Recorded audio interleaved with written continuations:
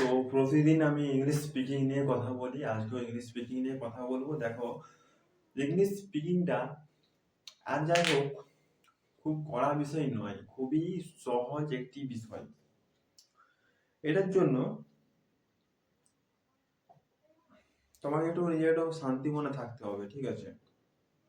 মানে বাইরে কে কি বলছে না বলছে ওইসবে কিন্তু মন দেওয়া চলবে না। তোমাকে যা ভাবতে হবে ইংলিশে ভাবতে হবে, ইংলিশে স্পিকিং করতে হবে, সবকিছু ইংলিশে ভাবতে হবে। আমি খাচ্ছি, কি হবে, আই ইটিং রাইস, এরকমভাবে ইংলিশ স্পিকিং করতে হবে, ঠিক আছে? একদিনে তো তুমি ইংলিশ স্পিকিং করতে পারবে না জীবন, তাই তোমাকে এটা 3 মাস 6 মাস প্র্যাকটিস করতে হবে, ঠিক আছে? Practice is the main way to improve your English speaking or any skills you can achieve, you can practice. Okay, practice তোমাকে করে যেতে হবে প্রত্যেক দিন, তবে তুমি তোমার যে স্কিল আছে সে স্কিল তুমি শিখতে পারবে।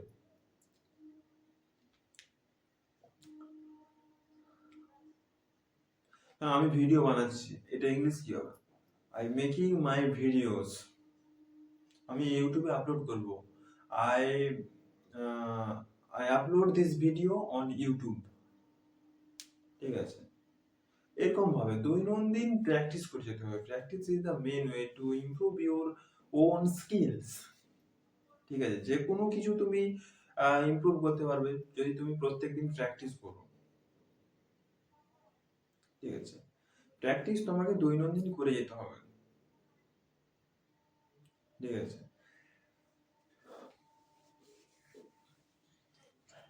ইংলিশ স্পিকিংটা হচ্ছে মাস্ট, ঠিক আছে?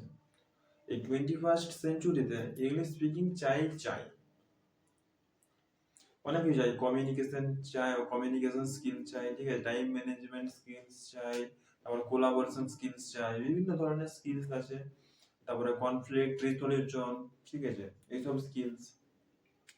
তারপরে তোমার আছে আরো ডিসিশন মেকিং, বিভিন্ন ধরনের স্কিলস আছে, তো সেগুলা তোমাকে শিখতে হবে। তো ইংলিশ স্পিকিংটা মাস্ট, জরুরি, এটা তোমাদের শিখতেই হবে প্রত্যেক দিন।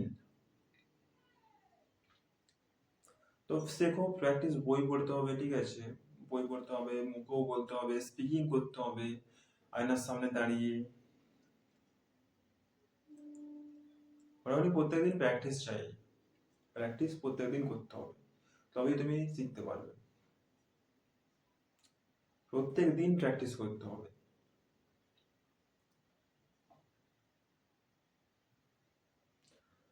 আমার টেবিলের উপর দুটি বই আছে। There are two books on the table, there are two books on the table, এরকম ভাবে প্র্যাকটিস করে যেতে হবে প্রত্যেক দিন। যতক্ষণ না তুমি শিখছো প্র্যাকটিস করে যাও, দৈনন্দিন প্র্যাকটিস করে যাও। মানে এটা ভুলা চলবে না। আমি ভুলে যাচ্ছি, কিন্তু আবার প্র্যাকটিসের মধ্যে থাকতে হবে। Practice is the main way to improve your English speaking. তাই প্র্যাকটিস করে যাও দৈনন্দিন, ঠিক আছে? দৈনন্দিন প্র্যাকটিস করে তোমার স্কিলটা একটু ইমপ্রুভ হবে, নিজের যে কমিউনিকেশন স্কিলস আছে সেটাও একটু ইমপ্রুভ হবে।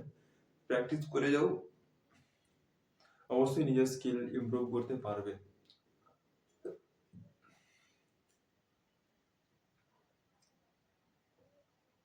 Practice is the main way to improve your own skills. যে কোনো কিছুকে তুমি অ্যাচিভ করতে পারবে যদি তুমি প্র্যাকটিস করো। Please go inside the room, দয়া করে রুমের ভেতরে যাও। Please go outside the room, দয়া করে রুমের বাইরে যাও। এরভাবে একটা self introduction, please give me your self introduction, মানে কি, নিজের সম্বন্ধে আমাদের কিছু বলো। আর my name is Sourodip Mahato, I am from West Bengal. I have completed my bachelor degree from Vidyasagar University and now I am studying ITI. You know about ITI? যদি বলে নো, না, টেল, তুমি বলবে ডিটেলসে। ITI means Industrial Training Institute. Okay, ITI have many trades like fitter, electrician, welder, MMB, surveyor, many trades and many duration courses there. like 1 year, 2 years, many duration courses there are. এরকম ভাবে practice করে যেতে হবে, ঠিক আছে? হাতকে কি বলে? হ্যান্ড বলে। মাথায় কি বলে?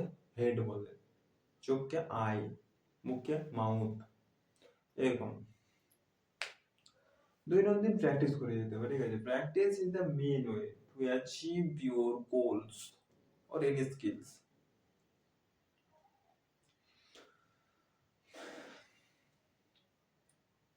আর ইংলিশ স্পিকিং করার জন্য দেখো গ্রামারটা তো চাই, ঠিক আছে? টেন্স বলো, প্রিপোজিশন বলো, যে কোনো কিছু বলো, তোমার গ্রামারটা চাই। ও লেখাটা শিখতে হবে যে হ্যাঁ। আবার অনেকে আছে যারা গ্রামার টামার সব কিছু জানে কিন্তু ইংলিশ স্পিকিং পারে না। তারা এই জন্যই পারে না, তারা স্পিকিং করে না। লিসনিং শুনতে হবে এবং স্পিকিং বলতে হবে, তবে তুমি তোমার স্কিলে তুমি এগাতে পারবে এবং যে কোনো কিছুকে শিখতে পারবে, ঠিক আছে? তাই প্র্যাকটিস করে যাও, প্রত্যেক দিন প্র্যাকটিস করো, ঠিক আছে? Practice is the main way to improve your own skills. Okay, practice তোমাকে দৈনন্দিন করে যেতে হবে। আজ এ পর্যন্তই, দেখা হবে পরের ভিডিওতে। ততক্ষণ সবাই ভালো থাকবে, সুস্থ থাকবে, ঠিক আছে?